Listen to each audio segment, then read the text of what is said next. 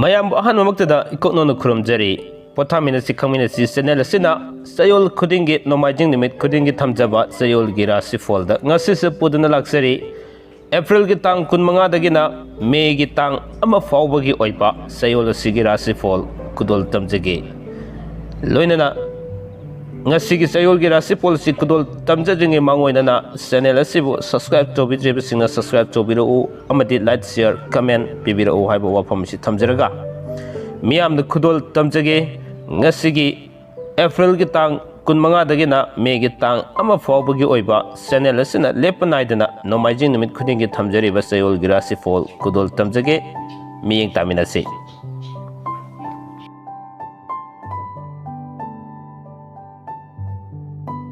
Hojik ngasi sayol gi rasifol asigi ahanbada khudol tamjage mes rasifol gi oina tang 25 dagi tang 13 fawbagi hana thamjaraba matungda makhatana tang 19 dagi megi tang ama fawbagi amuk khudol tamjarage asumna rasifol khudimok singasi tangkak ani thongna dumak mahusagumna thamjarake hojik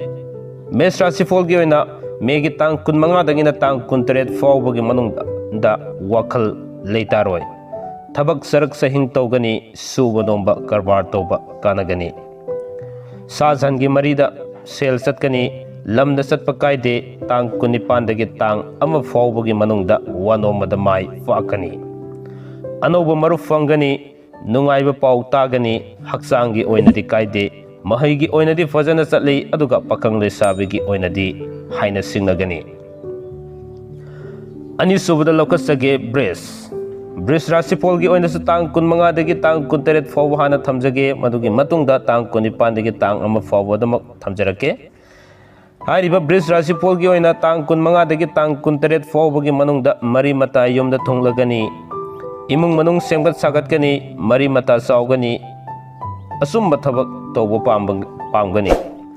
mingonda laikiba sel fangani aduga tang 19 dagi tang ama fawba gi manungda wanoma mai pakani sasan gi marida sel satkani pungni sei tawba kanagani sana konabagi thabakta mingchat fangani haksang gi oinadi kaide mahai gi oinadi fajana chatli aduga pakang le sabi gi oinadi haina singnagani ahum subada laukhatsage methun rasifol gi oina tang 25 dagi tang 13 fawbagi manungda wakhal pukning sarang nagani tawpham khangloi anoba paw sutagani marup yamgani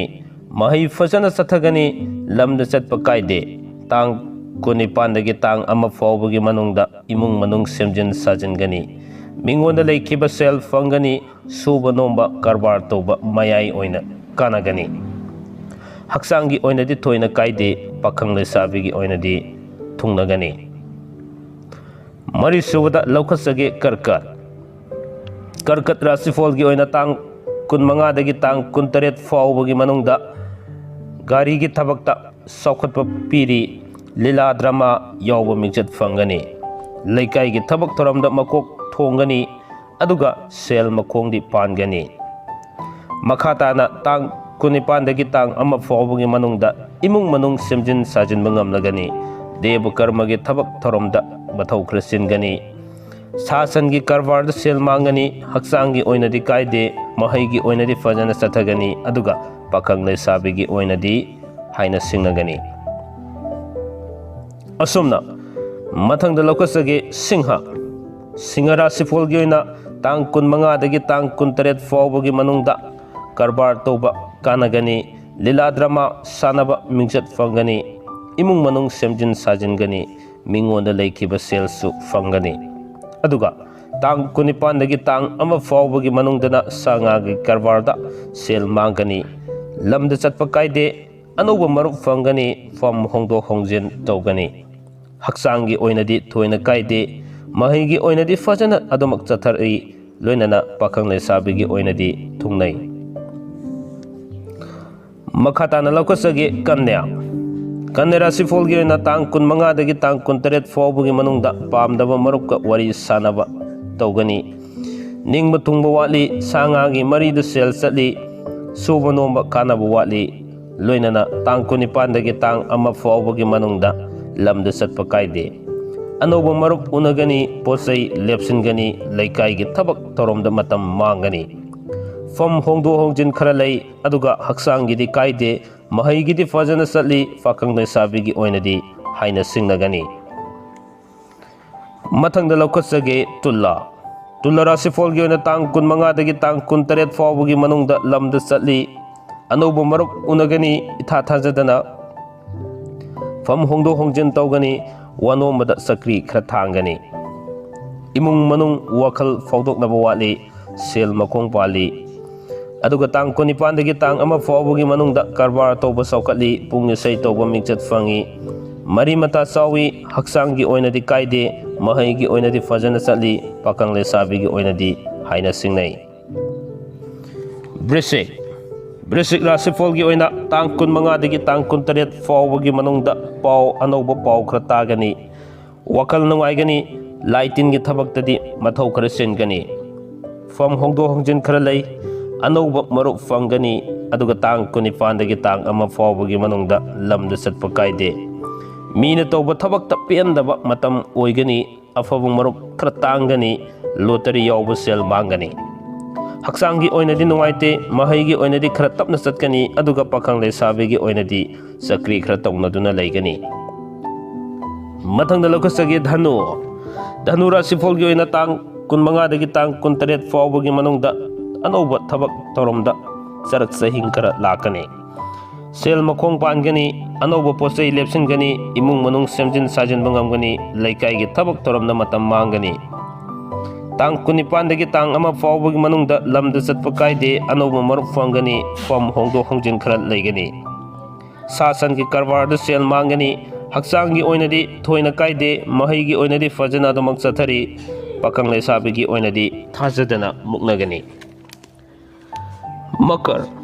मकर राशिफॉल की ओइना तांग 15 तांग 19 फाउबगी मनुंगदा अनौब नुंगाइबा पाव तागनी lambda चटपा कायदे पोचई लेप्सिनगनी इमुंग मनुंग सेमगत सागतकनी मरी मता चामिन थकमिनगनी तांग 19 तांग अमा फाउबगी मनुंगदा फम होंदो होंजिन खरा लई वानो ममाई पाकनी कारबार कानगनी लीला drama यावबा cell खरा चटकनी अमदी मीनदी खरा खंगबीगनी लोइनना हक्सांगिदी थोइना कायदे महैगिदी फजन चली पाखंग लेसाबीगी ओइनदी थाजदना थुंगनगनी कुंभ राशिफॉल की ओइना तांग 15 तांग 19 फाउबगी मनुंगदा अनौबा मरुप फंगनी मरी मता चावगनी लीला ड्रामा सानबदा जगो इसै तौबदा साना खोनबदा मिंगचत फंगनी अदुगा तांग 19 तांग अमा फाउबगी मनुंगदा वानो ममाई पाकनी मीना चानगनी कारबार तौबा सौखली सा सन की मरीद कानब खरा वाली अदुगा